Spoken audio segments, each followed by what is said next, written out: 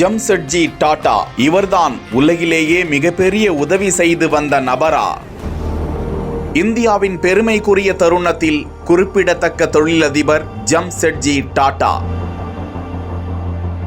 கடந்த நூற்றாண்டின் உலகளவில் மிகப்பெரிய பரோபக்காரர் என்றால் மிகப்பெரிய நன்கொடையாளர்.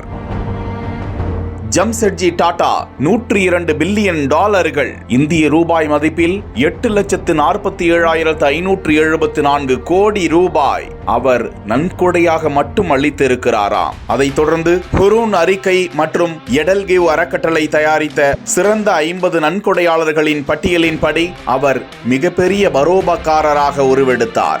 எடல்கிவ் ஹுரூன் இந்தியா பரோபக்காரர்களின் முதல் பட்டியலில் பில்கேட்ஸ் மற்றும் இப்போது பிரிந்திருக்கும் அவரது மனைவி மெலிண்டா, அடுத்ததாக வாரன் பஃபே, ஹென்றி ஹியூஸ் மற்றும் ஜார்ஜ் சோரோஸ் போன்றவர்களை விட டாடா முந்தி இருந்ததாக அந்த தகவல்கள் கூறுகிறது. ரத்தன் டாடாவின் மூதாதையரான முப்பாட்டனான ஜம்செட்ஜி டாடா 1892 ஆண்டிலேயே நன்கொடை பணியை தொடங்கிவிட்டாராம். டாடாவின் மொத்த தொண்டு மதிப்பு டாடா சன்ஸ் நிறுவனத்தில் 66%. பட்டியலிடப்பட்ட மதிப்பின் அடிப்படையில் $100 பில்லியன் என மதிப்பிடப்பட்டு தகவல் பகிரப்பட்டிருக்கிறது.